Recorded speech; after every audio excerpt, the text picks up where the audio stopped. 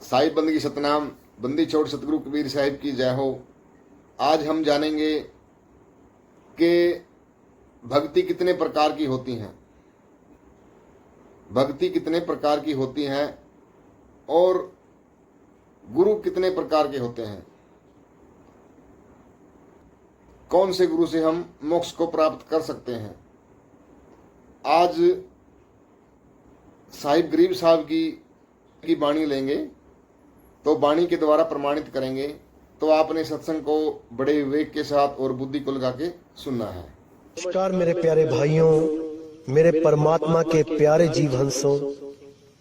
दास हमेशा परमात्मा से यही अरदास करेगा कि आप सब मेरे भाइयों का विवेक पहले से और ज्यादा बढ़ता ही जाए। ऐसी कोई चीज ना रहे जो आपके समझ में ना आए, ऐसी कोई वाणी ना रहे जो आपको भ्रमित कर पाए। क्योंकि दोस्तों आपको बताना चाहूंगा कि वाणी बहुत प्रकार की है। सार वाणी और असार वाणी दोनों प्रकार की वाणियां होती हैं। लेकिन सतगुरु क्या कहते हैं कि हमने सार वाणी को ग्रहण कर लेना है और असार वाणी को त्याग देना है। जैसे जब हम किसी बच्चे को स्कूल में डालते हैं तो उसकी जो पढ़ाई होती है वो बहुत ही छोटे लेवल की होती है। जैसे A for apple, B for bat, C for cat, वो पूरा साल यही रटता है कि ए से एप्पल, बी से बैट, सी से कैट।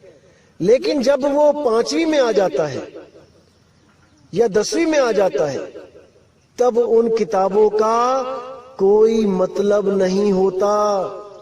अगर कोई 10वीं का बच्चा उस किताब को पढ़ने लग जाए दोबारा से तो उसको कोई ज्ञानी नहीं बोलेगा, उसको एक नादान बालक बोला जाएगा कि ये बच्चा है। इसी प्रकार वाणियों में भी लेवल होता है। शुरुआत की वाणियां बहुत छोटे निम्न लेवल की होती हैं, उसके बाद कुछ लेवल ऊंचा किया जाता है ताकि उसको कुछ समझ में आए। उसके बाद और लेवल ऊंचा किया जाता है। जो सबसे टॉप का लेवल होता है वो सार वाणी होती है, वो भेद वाणी होती है। उसके लिए भेदी गुरु की जरूरत पड़ती है। जैसे आपको बताया था मैंने कि 4 प्रकार के गुरु होते हैं। पहले प्रकार का जो होता है वो चींटी की चाल से चलना सिखाता है। दूसरा जो होता है वो मकड़ी की चाल से चलना सिखाता है। जो तीसरे प्रकार का गुरु होता है वो मछली की चाल से चलना सिखाता है। और जो चौथे प्रकार का गुरु होता है वो विहंगम चाल से चलना सिखाता है। ये चारों चालें अलग अलग हैं। और अगर कोई कहे कि ये चारों चालें बदल जाती हैं, यानी पहले मैं चींटी की चाल चलूंगा, फिर अपने आप ही वो मकड़ी की चाल बन जाएगी, फिर अपने आप ही भक्ति करते करते वो मछली की चाल बन जाएगी और फिर वो विहंगम हो जाएगी, तो ऐसा नहीं होता। ऐसा अगर हो जाए तो जो आपको राम नाम देते हैं, जो लोग राम जी की कथा गाते हैं और केवल राम जपने के लिए देते हैं, तो उस राम से भी आपका मोक्ष हो जाना चाहिए। क्योंकि वो राम का भी एक जाप है। अगर जाप जपते जपते स्वयं अजपा हो जाए और वही अनहद हो जाए और वही सार हो जाए, फिर तो सतगुरु की जरूरत ही नहीं है। किसी को भी गुरु बना लो और किसी से भी कोई मंत्र ले लो, वो अपने आप ही बदलता चला जाएगा। ये बातें कोई मूर्ख ही कर सकता है, ज्ञानी पुरुष ऐसी बातें नहीं करते। तो मेरे भाइयों, आज जो हम वाणी लेंगे वो गरीबदास जी की वाणी लेंगे और एक वाणी नहीं लेंगे, कई वाणियां ली जाएंगी जिनके बीच बीच में अर्थ बताए जाएंगे, वो गूढ़ रहस्य बताए जाएंगे। जिसके लिए मैं हमेशा बोलता हूं कि मूर्खों को समझाने के लिए, कम अकल जीव को समझाने के लिए बंदी छोड़ को कई तरह की लीलाएं करनी पड़ती हैं। बहुत कुछ छल छिद्र करने पड़ते हैं कि ये जीव समझ जाए। कई जगह उन्होंने लोकों का वर्णन किया कि सतलोक में ये मिलेगा, वो मिलेगा, अलख लोक में ये होगा, वो होगा। गरीबदास जी ने भी बहुत कुछ बोला कि वहां पर ऐसे ऐसे मिठाइयां होंगी, हंस होंगे, हंसिनी होंगी, वहां पे नगाड़े बजेंगे, चंवर करेंगे, सिंहासन लगा होगा परमात्मा का, बहुत कुछ बोला, लेकिन वो सार नहीं है। आज सार और असार वाणी का निर्णय करेंगे कि एक ही संत दो चीजें कैसे बोल सकता है, वो भी एक दूसरे के विपरीत। आज इसका निबेड़ा करेंगे ताकि आपके आंखों से जो भ्रम की पट्टी है, जो इन अधूरे गुरुओं ने और कसके टाइट करके बांध दी है, आज उसको खोल देंगे। तो सबसे पहले वाणी लेते हैं गरीबदास जी की। क्या कहते हैं साहिब? सतगुरु के लक्षण कहूं मधुरे बैन विनोद, चार वेद शास्त्रा कहे 18 बोध। अब ये जब वाणी गरीबदास जी महाराज ने लिखी तो उसका कोई कारण था।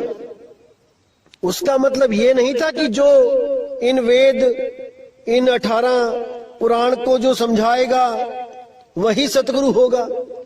अरे मेरे भाई, आज तक यही तो करते आए हैं हम लोग। अगर इन ग्रंथों को समझाने वाला सतगुरु होगा तो फिर संतों के ग्रंथों को समझाने वाला क्या होगा? इतना भी नहीं समझ पाया कोई। ये प्रथम क्लास की पढ़ाई है, पहली क्लास की, कि कम से कम जो कुछ भी नहीं करता है, जो मांस भक्षण करता है, शराब पीता है, तो कम से कम उस गुरु की शरण लग जा जो वेदों की कहानियां, जो पुराणों की कहानियां, श्री रामचंद्र जी की, श्री कृष्ण जी की कहानियां सुना के उसके मन में थोड़ा सा प्रेम पैदा करे कि भगवान भी कोई चीज है। ये इसलिए बोली गई है, इसलिए नहीं बोली गई है कि सतगुरु आके पुराण में बताएगा, खोल के, वेद खोल के बताएगा। बिल्कुल नहीं। कैसे नहीं, वो अब बताते हैं। तो गरीबदास जी क्या कहते हैं? पोथी तो थोथी भई थूक बिलोवे काही, चार वेद पंडित पढ़िया ओ अक्षर नहीं माही। ओह अक्षर नहीं अक्षर, कलम लिखिया नहीं जाए, पूछे व्यास सुखदेव को कथा कहत है काहे। तो साहिब ने बिल्कुल क्लियर कर दिया कि जो ये वेद, पुराण, गीता, भागवत जो पढ़ पढ़ के जो आगे शिष्य बना रहे हैं, उनके लिए बोल दिया कि पोथी तो थोथी भाई, कि इस पोथी में कुछ नहीं रखा भाई, थोथी है ये। थूक बिलोवे काही, कि जैसे दही को मथ के मक्खन मिलता है, लेकिन पानी को मथ के कुछ भी नहीं मिलता है। लेकिन इसको तो थूक बोल दिया साहिब ने। थूक बिलोवे काही, चार वेद पंडित पढ़िया ओ अक्षर नाही माही, कि चारों वेदों का ज्ञान रख लिया तुमने पढ़ पढ़ के। आजकल के गुरुओं का भी यही हाल है, वेदों को घोट लेते हैं, पुराणों को घोट लेते हैं, फिर उन्हीं में से मंत्र उठा के पकड़ा देते हैं। साहिब कहते हैं ओ अक्षर नाही माही, जिस अक्षर की कबीर साहब, गरीब साहब, सब संत बात कर रहे हैं, वो अक्षर इन वेद पुराणों में है ही नहीं। एक अक्षर की बात है केवल, वो एक अक्षर जिसको मिल जाए उसका बेड़ा पार हो जाए। अब साहिब कहते हैं ओ अक्षर नहीं अक्षरम, कलम लिखा नहीं जाए, पूछो व्यास सुखदेव को कथा कहते है काहे। कि वो नी अक्षर, वो एक ऐसा अक्षर जो नी अक्षर है, जो अक्षरों में नहीं आता, वो कलम लिखा नहीं जाए, उसको कलम लिख ही नहीं सकती। अरे तुम कौन से ग्रंथ ढूंढ रहे हो, कौन से ग्रंथों में उस अक्षर को ढूंढ रहे हो? वो किसी ग्रंथ में नहीं लिखा है, वो लिखा ही नहीं जा सकता, क्योंकि साफ बोल दिया कलम लिखा नहीं जाए। कलम के द्वारा उस अक्षर को लिखा ही नहीं जा सकता किसी ग्रंथ में। अरे तुम क्या सोच रहे हो, क्या पढ़ रहे हो, क्या ढूंढ रहे हो ग्रंथों में? वो अक्षर ग्रंथों में नहीं है। जिसके लिए गरीबदास जी ने बोला 52 अक्षर लेख राम रंग होरी हो, वो आखर या में ना ही राम रंग होरी हो। रहे शेष का शेष राम रंग होरी हो, कागज कलम कलेश राम रंग होरी हो, कि ये कागज कलम कलेश है, ये अक्षर तुम्हें उलझाने के लिए बनाए गए हैं। अगर तुम इन अक्षरों का जाप करते हो, अगर इन अक्षरों को पढ़ के ज्ञान को समझते हो कि वो अनाम है, अकह है, अबोल है, अचल है, तो ये अक्षर तुम्हारे साथी हैं, ये तुम्हें दिशा दे सकते हैं। लेकिन अगर तुम वो अक्षर भी इसमें ढूंढते हो जो परमात्मा ने इन ग्रंथों से परे रखा है, तो तुमसे बड़ा मूर्ख कोई नहीं है भाई। परमात्मा ने साफ बोला है, 33 अरब ज्ञान हम भाखा, मूल ज्ञान को न्यारे राखा। वो मूल शब्द को, वो सार शब्द को न्यारा रखा है, हर ग्रंथ से न्यारा, क्योंकि वो लिखा ही नहीं जा सकता, उसको कोई लिख ही नहीं सकता, वो सार नाम ऐसा है। लेकिन इन अधूरे गुरुओं ने ऐसा जाल बुना कि सब उसमें उलझ गए, बुद्धि विवेक भ्रष्ट कर दी सबकी। लेकिन मेरे भाइयों, अब बिल्कुल चिंता ना करो, एक एक चीज को ऐसे खोल के समझा दिया जाएगा कि आने वाले अनंत युगों तक ये काल के दूत किसी को नहीं भरमा पाएंगे। ये मेरा वादा है आप लोगों से। लेकिन आपने भी पूरा विवेक लगाना है कि मैं कहना क्या चाहता हूं, तभी बात बनेगी मेरे भाई। अन्यथा मैं ऐसे ही बोल के एक दिन चला जाऊंगा और कुछ हाथ पल्ले नहीं लगेगा। इसीलिए बोल रहा हूं, पूर्ण विवेक जगा लो अपना। एक भी ऐसी चीज ना रहे जो आपको भ्रमित करे, दिल में शंका उत्पन्न करे, ऐसी कोई चीज ना रहे। तो गरीबदास जी कहते हैं, ओ अक्षर नी अक्षरम कलम लिखिया नहीं जाए, पूछी व्यास सुखदेव को कथा कहत है काय। कि क्यों तुम ये कथाएं कह कह के जीव को उलझा रहे हो, वो अक्षर इन कथाओं में नहीं मिलेगा, ना ही इन कथाओं को सुन के किसी का मोक्ष होगा। क्योंकि मुक्ति केवल और केवल शब्द से मिलती है मेरे भाई, और शब्द ही मुक्ति का दाता है, शब्द ही गुरु है, कोई देह गुरु नहीं है। देह गुरु तो केवल शब्द का भेद बताने के लिए संसार में आता है, उसके बाद वो शब्द का भेद बता के चला जाता है। और जो शब्द का भेद आपको दिया जाता है, असल में वही शब्द गुरु है, जो आपकी सुरती की संभाल करेगा, जो आपकी सुरती को इस 3 लोक से पार करेगा। उसी शब्द को ध्याना है मेरे भाई, उसी शब्द को ध्याना, जिसके लिए गरीबदास जी ने बोला, सुरग नरक नहीं मृत्यु है, नहीं लोक बंधान, गरीबदास जिंदा कहे शब्द सत्य प्रमाण। देखो यहां कितना क्लियर कर दिया। अगर आप विवेकी होगे, एक पल में समझ जाओगे कि यहां क्या बताया जा रहा है। सुरग नरक नहीं मृत्यु है, यानी जो ज्ञानी जीव होते हैं उनके लिए स्वर्ग नरक मृत्यु ये कुछ नहीं होता, कुछ भी नहीं होता। वो कभी मरते नहीं हैं, वो अमर होते हैं। ये दुनिया का भ्रम है कि कोई मर रहा है या कोई पैदा हो रहा है। आत्मदेव कभी मरता और पैदा नहीं होता, वो हमेशा हमेशा अचल है। अगर उस आत्मदेव को आपने अपने स्वरूप को प्राप्त कर लिया, तो आप भी जन्म मरण से, स्वर्ग नरक से न्यारे हो जाते हो। तो यहां बिल्कुल क्लियर कर दिया, स्वर्ग नरक नहीं मृत्यु है, नहीं लोक बंधन, किसी लोक का बंधन नहीं है मुझे कि मैं सतलोक जाऊंगा, कि अलख लोक जाऊंगा, कि स्वर्ग जाऊंगा, कि ब्रह्म लोक जाऊंगा, कि पाताल लोक जाऊंगा। अब मैं किसी लोक में नहीं जाऊंगा, अब मैं शब्द में रहूंगा। आगे क्या कहते हैं, गरीबदास जिंदा कहे शब्द सत्य प्रमाण, कि वो शब्द सत्य है, ये प्रमाण दे रहा हूं मैं आपको। जिस शब्द में आपने सुरती को धरना है, अरे सुरत समाए शब्द में, वाह को काल न खाए। किस शब्द को? शब्दे शब्द रहेगा भाई, दूनी सृष्टि सब परलो जाई। चलसी कच्छ मच्छ कुरंबा, चलसी धौल धरणी अठखंबा।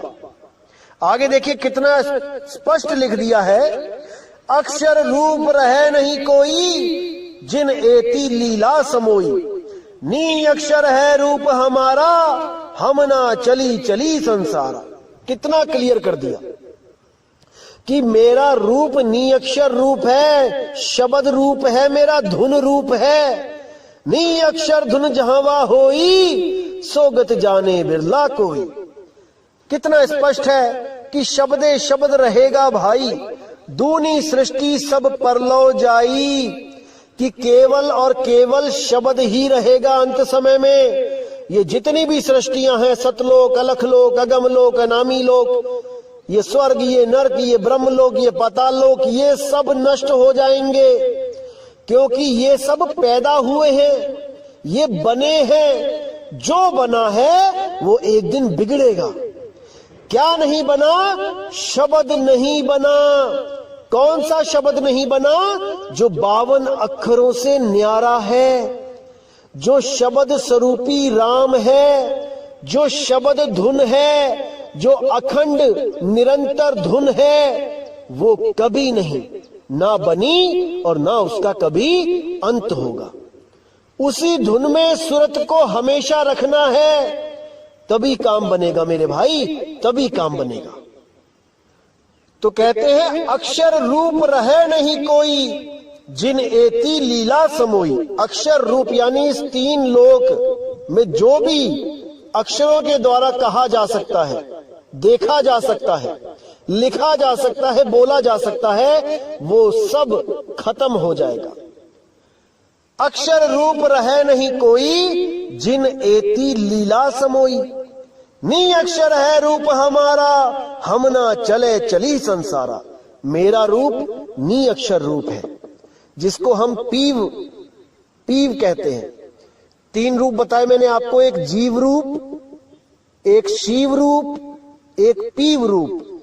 शर, अक्षर, नी अक्षर।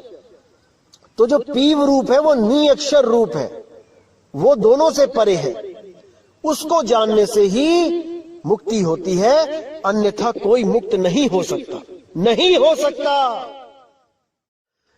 अब जैसे आप लोगों ने भी वाणी सुनी होगी गरीबदास जी की, खंभ पार कर आए सतगुरु, खंभ पार कर आए, मात पिता कुल कौन तास के, ना किने जननी जाए।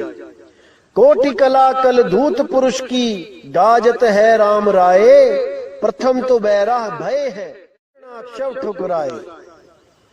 दाने दरमली चूरन कीने, पारस पृथ्वी ले आए, हिरणा कुश नख उदर विदारे, कोपे बहुत रिसाए। तो देखिए यहां पर उन्होंने साफ कह दिया कि खंभ फाड़ के आए सतगुरु, खंभ फाड़ के आए, कि वो कबीर साहब ही खंभा फाड़ के आए। इसी तरह और भी लिखा कि द्रौपदी की लाज कबीर साहब ने बचाई, और भी बहुत कुछ लिखा। लेकिन ये सब लिखने का कुछ उद्देश्य था भाई, ये सारवाणी नहीं है। अगर आप ये मान के बैठ जाओ कि खंभा फाड़ के जो निकला वो कबीर ही था, तो कहां से सिद्ध करोगे कि कबीर साहब दया का सागर है? फिर तो वो किसी का पेट भी फाड़ सकता है, हजारों जीवों को मारा वहां नरसिंह अवतार ने, फिर तो कबीर साहब जीवों को मार भी सकता है। अरे जब 52 बार मारा गया तब तो उन्होंने पलट के कभी वार किया नहीं, वहां पर कैसे किसी जीव को मार सकते हैं सतगुरु बंदी छोड़? इतनी भी बुद्धि नहीं लगा पाए, इतना भी विवेक नहीं जगा पाए, और इन अधूरे गुरुओं के कहने मात्र से उस खंबे को फाड़ने वाला जो काल का अवतार था उसको सतगुरु कबीर साहब घोषित कर दिया। हैरानी होती है मुझे कि उन गुरुओं को यही नहीं समझ में आया कि सारवाणी और असारवाणी क्या होती है। सारवाणी अलग होती है भाई, उसमें से सार निकालना पड़ता है, और असारवाणी होती है नादान शिष्यों के लिए। जैसे धर्मदास जी के लिए लोक बताए कि सतलोक में ऐसा होगा वैसा होगा, ताकि धर्मदास जी का मन बैकुंठ लोक से छूट जाए, ब्रह्मलोक जाने से मना कर दे। इसीलिए साहब ने बोला, ना कहीं आना ना कहीं जाना, आपे में आप समाना। शब्द में शब्द समाना, इसीलिए बोला। तो क्या कहते हैं, अगली वाणी में देखिए गरीबदास जी, तब आपको समझ में आएगा कि सारवानी और असारवानी क्या होती है। आइए देखते हैं। तो अपने ही ग्रंथ साहब में पेज नंबर 797 पर साफ लिखा है, साधो अविगत रूप अपारा हो, आसन असतल नहीं तास के, है माही पर न्यारा हो। अब यहाँ पे साफ बोल दिया कि अविगत रूप, वो रूप जो किसी को नहीं पता, वहां कोई नहीं पहुंच सकता। अविगत, जहां पर किसी की गति न जा सके। अविगत रूप अपारा हो, आसन असतल नहीं तास के, वहां कोई आसन नहीं लगा भाई। कोई सोचे वहां सिंहासन पे परमात्मा बैठा है, ऐसा नहीं है।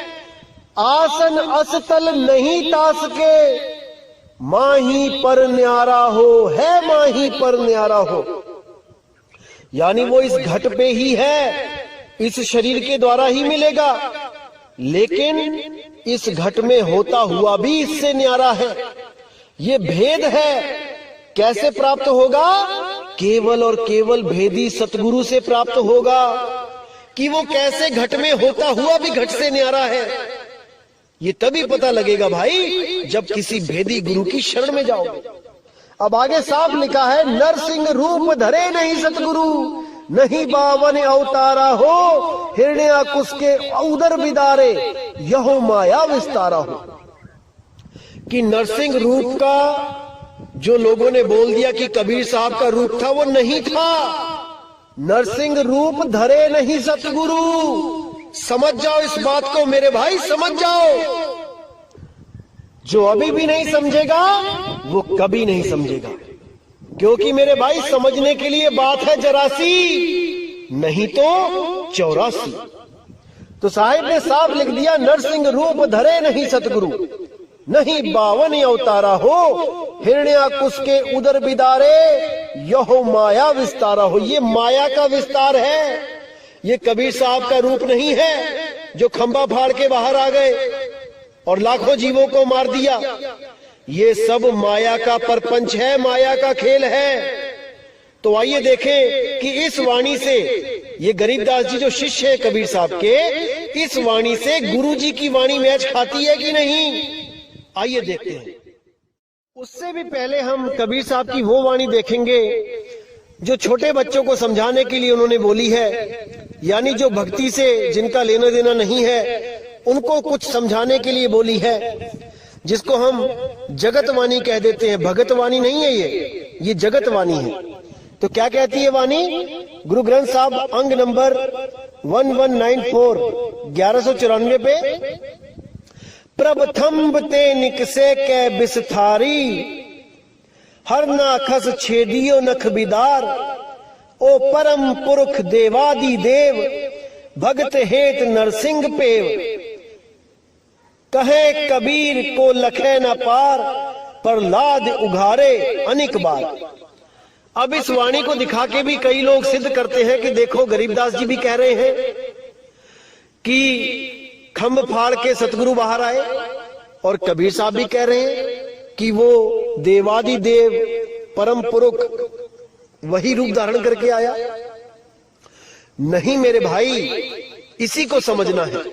भगतवाणी और जगतवाणी में बहुत फर्क होता है। जब तक आप भगतवाणी यानी कि असार के साथ जुड़े रहोगे, आप सार को प्राप्त नहीं कर सकते। इसी तरह हर वाणी का अलग मतलब निकलता है जब आप किसी भेदी सतगुरु के पास जाते हो। अब इस वाणी से सिद्ध हो जाता है कि गरीबदास जी ने जो बोला था कि खंभ फाड़ के बाहर निकले सतगुरु, वो सही है। लेकिन अब अगली वाणी आप देखिए बीजक में से, तब आपको समझ में आएगा कि सत्य क्या है, असत्य क्या है। तो आइए देखें बीजक की वाणी क्या लिखा है। संतों आवे जावे सो माया, साफ कर दिया साहब ने कि जो आए और जाए वो माया है। संतों आवे जावे सो माया, है प्रतिवाल काल नहीं वाके, ना कहूं गया ना आया।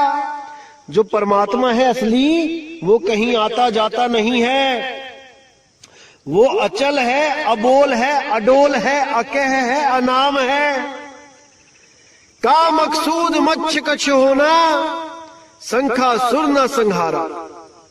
है दयाल द्रोह नहीं वाके, कहूं कौन को मारा।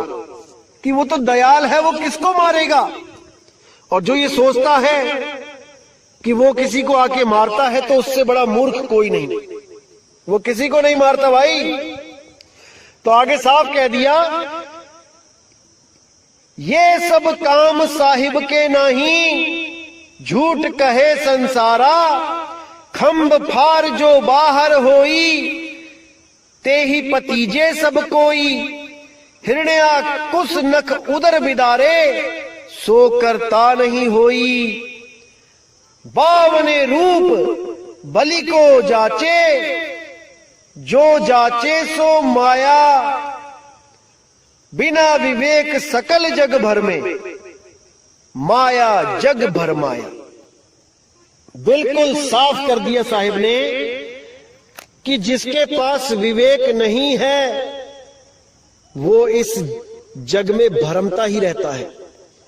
उसको कोई ठौर मिल ही नहीं सकता, क्योंकि एक तो विवेक कम है, ऊपर से कोई विवेक दे तो उसको अपना दुश्मन समझ लगते हैं, उसको दुश्मन समझने लगते हैं। यही उनकी पतन का कारण बनेगा। अगर सत्य के पुजारी हो मेरे भाई, तो सत्य को सुन के सत्य से प्रेम करना सीख लो। अगर सत्य को तज दोगे तो यहीं धक्के खाते रह जाओगे, यहीं भरमते रह जाओगे। जान पूज सांची तजे। अगर कोई भी जानबूझ के सत्य को तजता है, तो उससे बड़ा खुद का दुश्मन नहीं है उसका कोई।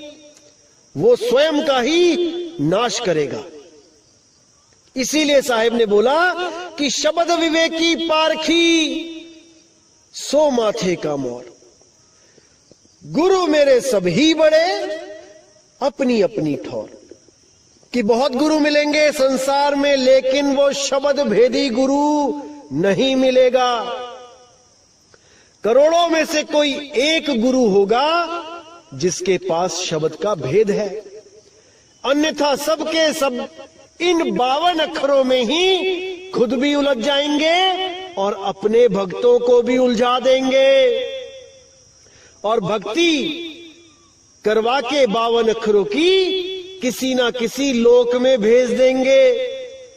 फिर उसी लोक से वापस यहीं पर आके जन्म लेना पड़ेगा। और पता नहीं कौन सा जन्म मिले, कुत्ता बिल्ली बकरा हाथी घोड़ा, कोई ठा नहीं मिलेगा भाई, कोई रास्ता नहीं मिलेगा। इसीलिए साहिब कह रहे हैं कि फूटी आंख विवेक की, लखे न संत असंत। जाके संग 10-20 है, वाको नाम महंत।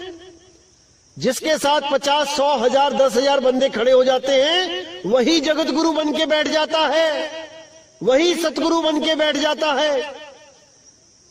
अरे भाई, विवेकी सतगुरु को ढूंढो, अन्यथा यहीं भटकते रहोगे, यहीं भटकते रहोगे। तो इन वाणियों को पढ़ के अगर कोई ये सोचने लगे कि देखो कबीर साहब और गरीबदास तो दोगले हैं, एक जगह कहते हैं कि वो खंबा फाड़ के सतगुरु निकला, कबीर निकला, और एक तरफ कहते हैं कि वो माया थी, तो सब उनको दोगले समझने लग जाएंगे। लेकिन ऐसा नहीं है भाई। बच्चों को समझाने के लिए ज्ञान कुछ और होता है, बड़ों को समझाने के लिए ज्ञान कुछ और होता है। नादान लोगों को समझाने के लिए ज्ञान कुछ और तरीके से समझाना पड़ता है, और विवेकी पुरुषों के लिए ज्ञान कुछ और होता है। इसी तरह जब मैं कहता हूं कि किसी लोक में नहीं जाना, कोई लोक नहीं है, ये नहीं है, वो नहीं है, कहीं नहीं जाना, तो आप लोग मुझे झूठा समझने लग जाते हो, जबकि मेरी इस बात में बहुत बड़ा भेद छुपा होता है जो आपके समझ में नहीं आ सकता। इसीलिए कह रहा हूं कि मैं वही बोलता हूं जो कबीर साहब बुलवाते हैं। उन्होंने क्या बोला इन लोगों के लिए कि लोक अलोक शब्द है भाई, जिन जाना तिन संशय जाई। एक तरफ कबीर साहब ने पूरा जोर लगाया कि सतलोक में सतपुरुष है, ऐसे 16 पुत्र पैदा हुए, ऐसे सृष्टि बन गई, ऐसे काल के जाल में फंस गए सब जीव, और एक तरफ कह रहे हैं कि लोक अलोक शब्द है भाई, कोई लोक नहीं है, जितने भी लोक हैं ये सब जाल है, ये सब भरम जाल है, कोई लोक नहीं है। शब्द में आ जाओ, शब्द ही लोक है, शब्द ही परमात्मा है, शब्द ही गुरु है, शब्द से भिन्न और कछु नहीं। तो इस शब्द को समझ जाओ मेरे भाई। आप लोग इसलिए नहीं समझ पा रहे हो क्योंकि अभी आप पवित्र ज्ञान में उलझे हो। जिस दिन आपको मूल ज्ञान की समझ आ गई, उस दिन आप पवित्र ज्ञान को त्याग दोगे। पवित्र ज्ञान तुम जग में भाखो, मूल ज्ञान गुप्त कर राखो। मूल ज्ञान तब लग छुपाई, जब लग द्वादश पंथ ना मिट जाई। मेरे भाई समय आ गया है, अब समझ जाओ मूल ज्ञान को। अभी भी नहीं समझे तो कभी नहीं समझोगे मेरे भाई, कभी नहीं। तो इसीलिए मेरे भाई, वाणी बहुत प्रकार की है, वाणियों में बहुत गहरे भेद छुपे होते हैं, रहस्य होते हैं। हर आदमी के बस की बात नहीं होती है वाणियों को खोलना। इसीलिए मैं कह रहा हूं कि हमारे सत्संग को सुन के पूरा विवेक जागृत करो कि क्या बताया जा रहा है, और पूरा मनन करो। अपने आप से सवाल पूछो कि जो मैंने कुछ बोला है वो सत्य बोला है कि असत्य बोला है। मेरे भाई, जवाब आपके अंदर से आएगा। किसी को पूछने की जरूरत नहीं पड़ेगी कि मैं क्या बोल रहा हूं। एक एक चीज अंदर से आएगी। और जिस दिन आप मेरी बातों को समझने लग गए, याद रखना मेरे भाई, उस दिन मैं नहीं, कोई और समझा गया आपको। क्योंकि इस दास के बस की बात नहीं है कि किसी को समझा सके। क्योंकि 10 साल मैंने पूरी कोशिश करके देख ली थी समझाने की, पर नहीं समझा पाया। तो अगर कोई आपको समझा गया तो वो कोई और होगा मेरे भाई, वो बंदी छोड़ कबीर होगा। वही आपके विवेक को बढ़ा सकता है। इस दास में इतनी समर्थता नहीं कि किसी का विवेक बढ़ा सके। और जब बंदी छोड़ समझाना शुरू करेंगे मेरे भाई, तो सपने तक में ये सत्संग चलेंगे। सपनों में भी आपको ये सत्संग प्राप्त होगा। इसको अनुभव करके देख लेना। याद रखना मेरे भाई, सपने में भी सत्संग चलेंगे। और जिस दिन सपने में सत्संग चलने लग गए, उस दिन समझ लेना कि आपका आत्म कल्याण अब दूर नहीं है। अब बंदी छोड़ की नजर हो गई है आप पे, उसकी दया हो गई है आप पे। तो दोस्तों, आप लोग भी सोचोगे कि आखिर कबीर साहिब को, गरीबदास साहिब को ये सब करने की जरूरत क्यों पड़ी? क्यों अपनी ही वाणियों में अपनी ही वाणियों को काट के अधूरा साबित कर दिया? मेरे भाई, आप लोग की सोच वहां तक नहीं पहुंच सकती, क्योंकि उनको पता था कि गरीबदास जी के पंथ में एक से एक काल के दूत आएंगे और जीवों को भरमाएंगे। तो अपने जीवों के उद्धार के कारण उनको ये लीला करनी पड़ी। अपने ही ग्रंथ में 2 तरह का ज्ञान रखना पड़ा, क्योंकि उनको पता था काल के दूत सार को नहीं जान पाएंगे, वो असार को ही पकड़ेंगे। क्योंकि सार कोई मंत्र नहीं है, भेद है, और बिना भेदी गुरु के वो प्राप्त नहीं हो सकता। ये काल के दूत ग्रंथ पढ़ पढ़ के गुरु बन जाएंगे, मंत्रों को खोज खोज के लेके आएंगे, नया से नया मंत्र, लेकिन उस भेद को नहीं प्राप्त कर पाएंगे जो स्वयं कबीर साहब आके देते हैं। इसीलिए कबीर साहिब को, गरीबदास जी को ये वाणियां लिखनी पड़ी। लेकिन साहिब ने निर्णय किया है कि सतगुरु ऐसा चाहिए जैसा सूप सुहाए, सार सार तो गही रहे थोथा दे उड़ाए। इन वाणियों में से भी सार को निकाल के और थोथे को जो उड़ा देगा, वही बंदी छोड़ है, वही सतगुरु है। और दोस्तों, जहां पे भी मैंने बोला है कि ये असार वाणी है, असल में वो असार वाणी कहने को है, उसको हम जगत वाणी बोल सकते हैं, उसको हम पवित्र ज्ञान बोल सकते हैं। बंदी छोड़ तो कभी असार बोलते ही नहीं। अगर कहीं पे उन्होंने जगत वाणी को लिखा है, जगत वाणी को बोला है, तो वो हम लोगों के भले के कारण, नहीं तो उनको जरूरत ही नहीं थी। केवल और केवल कालदूतों से उस मूल ज्ञान को छुपा के पवित्र ज्ञान को उजागर करने का मकसद ही यही था कि ये मूल ज्ञान इनके हाथ ना लगे। भले इनके पास भेद ना हो, अगर ये लोग आत्मा की बातें करने लग जाते तो वो मूल ज्ञान के जैसे ही हो जाती। भले उनके पास मूल ज्ञान ना होता, लेकिन वैसी बातें करके वो जीवों को भ्रमित कर देते। जीवों को लगता हमारे गुरु भी यही बात करते हैं जो ये मदन साहिब के पंथ वाले बात करते हैं, हमारे गुरु भी यही बोलते हैं कि आत्मा को प्राप्त करना है। तब कोई डिफरेंशिएट नहीं कर पाता, अलग अलग नहीं कर पाता ज्ञान को। इसलिए कबीर साहब ने पहले इन 12 पंथों के ज्ञान को उजागर होने दिया और सबसे आखिर में मदन साहिब को उजागर किया, सबसे अंत में, ताकि कोई भी अपने ज्ञान को बदल ना पाए। ये सब अपनी अपनी पोथियां भर लें, अपने अपने ग्रंथ भर लें, अज्ञान लिख लिख के अपना, और जब मदन साहिब का ज्ञान प्रकट होगा तब कोई भी अपने ज्ञान को बदल ना पाए। इसलिए सबसे आखिर में मदन साहिब को प्रकट किया गया, उनके ज्ञान को प्रकट किया गया, उनके विवेक को प्रकट किया गया। इसी तरह दोस्तों, मेरे भाइयों, संतों की वाणी में बहुत गहरे राज होते हैं। हमें भेदी सतगुरु के पास जाके उन वाणियों का खुलासा करवाना चाहिए, तभी बात बनेगी। तो केवल वाणियों के आधार पे भक्ति नहीं शुरू कर देनी चाहिए कि कहीं पे लिखा है ओ हम सो हम जपो रंग होरी हो, तो वहां ओम सोम जपने लग गए। अरे ये भी लिखा है ओ हम सो हम वाद विवादा, ओ हम सो हम में थे ध्रुव प्रहलादा, ये भी लिखा है। बहुत कुछ लिखा है मेरे भाई, लेकिन हमें सार को पकड़ना है, उस सार शब्द को पकड़ना है। अगर सार को नहीं पकड़ पाए तो ये जन्म बर्बाद समझो मेरे भाई। तो इसी के साथ दोस्तों मुझे विदा करें, और अगला सत्संग लेके मैं बहुत जल्दी आऊंगा। जय गुरु बंदी छोड़ बैराग साहिब, जय गुरु बंदी छोड़ साधु शरण साहिब, जय गुरु बंदी छोड़ बाबा मदन साहिब, जय जय गुरु बंदी छोड़ सतगुरु सत्य कबीर साहिब की सदा ही जय हो, सदा ही जय हो मेरे मालिक की साहिब बंदगी सतनाम।